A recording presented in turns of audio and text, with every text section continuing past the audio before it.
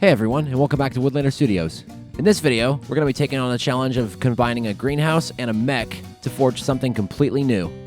And guess what? I'm going to be doing no 3D printing whatsoever, which is going to be interesting for me because I use a lot of 3D printed stuff. And another thing is that Boylai Hobby Time's art challenge this month is farms, so I think a walking greenhouse fits into that. So let's not waste any more time and just get to work.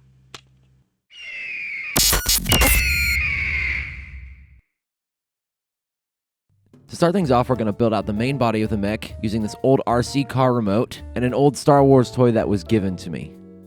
First thing I did was remove the 10 billion screws that held this thing together to remove all the circuitry on the inside until I have nothing but the plastic shell. Now, I'm a huge Star Wars fan, but I have no idea what movie this ship is from. So if you know and also want to tell me how bad I am for wrecking a vintage Star Wars toy, please feel free to do so down in the comments. Respectfully, of course. Next, I took some old pen tubes and glued them into the sockets of the handle joint things or something to give the body some janky-looking chicken legs. And speaking of chicken legs, I gave this big metal bird some drumsticks in the form of broth caps and some balsa wood.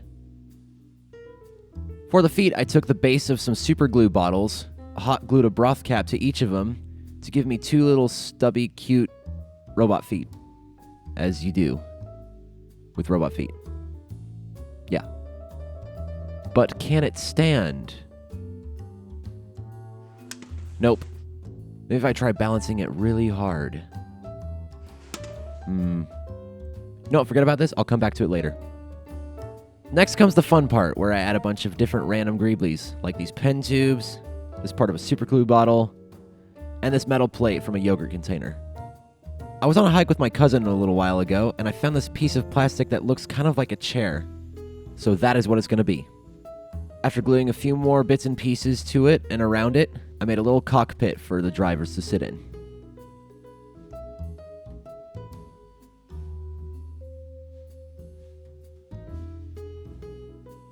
For the hydraulics, I used the strange wind flap things from the Star Wars toy earlier. Next, I started on the deck.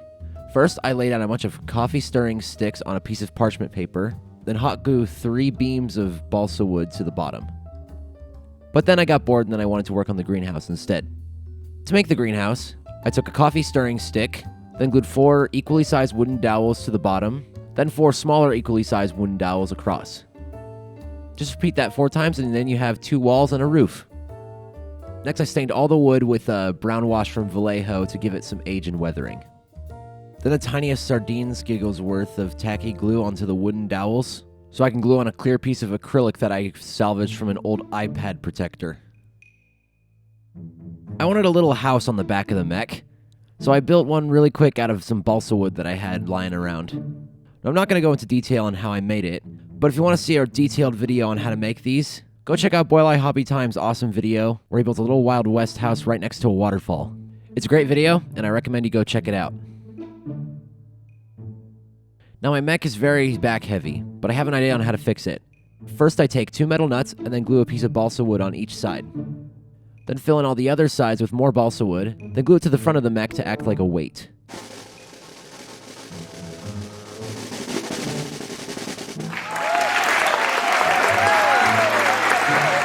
Next, I started on the smokestack. I used the lid from a soap pump bottle with a hole drilled into it so I can mount this weird little blue thing, whatever it is, and then a little tube from the same soap pump bottle. Next, I did the rivets. There wasn't that many this time because of the amount of wood on this project, but that means I got to spend a lot of extra time on the spots that did get them. With the construction done, I took the mech and the house outside and gave it a coat of black spray paint. I'm going to start by brushing on some metallic colors like silver, brass, copper, and metallic blue. For the house, I start by overbrushing a layer of regular brown, followed by another layer of beastie brown, then finishing it off with a layer of dusty brown. Oh yeah, and I painted the chimney silver. And speaking of silver, I gave the whole mech a dry brushing of silver to give it some extra weathering.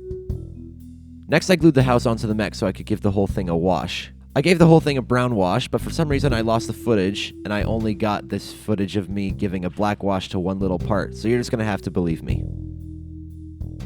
Next, I could finally attach the wooden platform onto the mech and then glue some railings made out of wooden dowels. Hey, you know what? Let's make some planter boxes. This is a greenhouse after all. I made the boxes by gluing 4 pieces of balsa wood together, then a few in the middle so I could put plants on it. But before plants comes dirt, so I added some sand and then sealed it with some watered down white glue, and then colored it with a brown wash. Now it's time for plants. I got these plants from a company called Warm Tree, not sponsored, and I actually really enjoyed working with these little plants. I don't usually get to work with model foliage at all. I usually just stick to making machines out of trash. So this was a nice change of pace for me. But you know, after putting these in the greenhouse, I couldn't help but feel that I needed something more in there. So let's put a tree on this mech. I started by grabbing a cheap railroad tree and covered it with a more realistic flocking. Now, I don't know why I thought this was a good idea, because when I was done with it, I was left with this.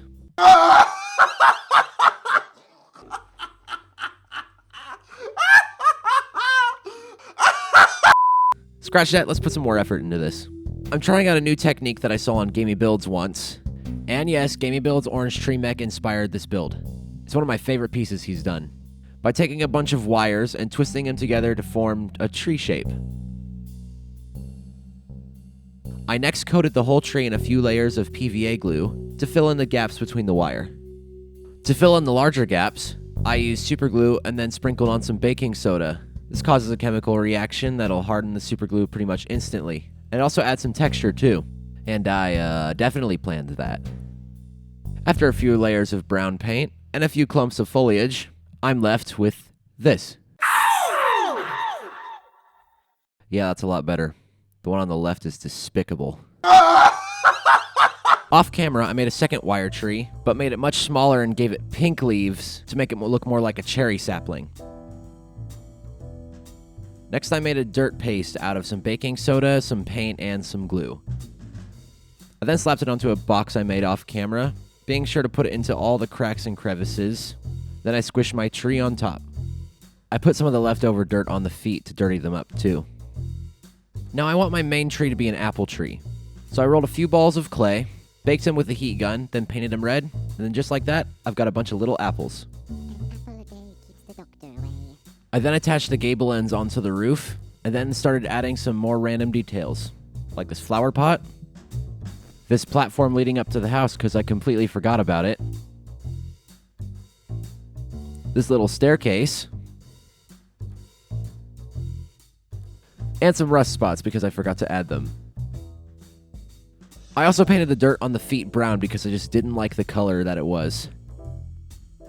Then I made a little flower pot out of a bead. I wanted to make it look like a terracotta pot, so I painted it with an orangish terracotta color, then added lines and spots to make it look all painted.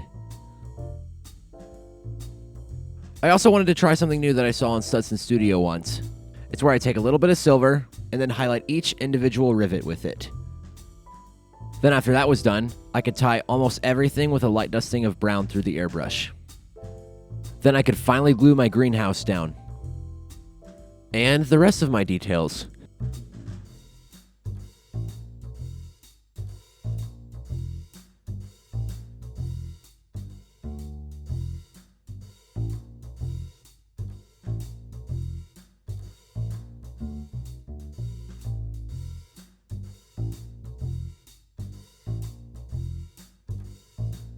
I then could finally glue the front of the greenhouse on, then added a few more flower pots all over the mech.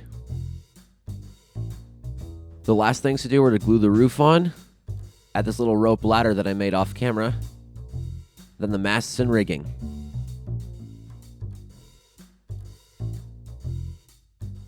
Then after the rigging was done, the model was finished.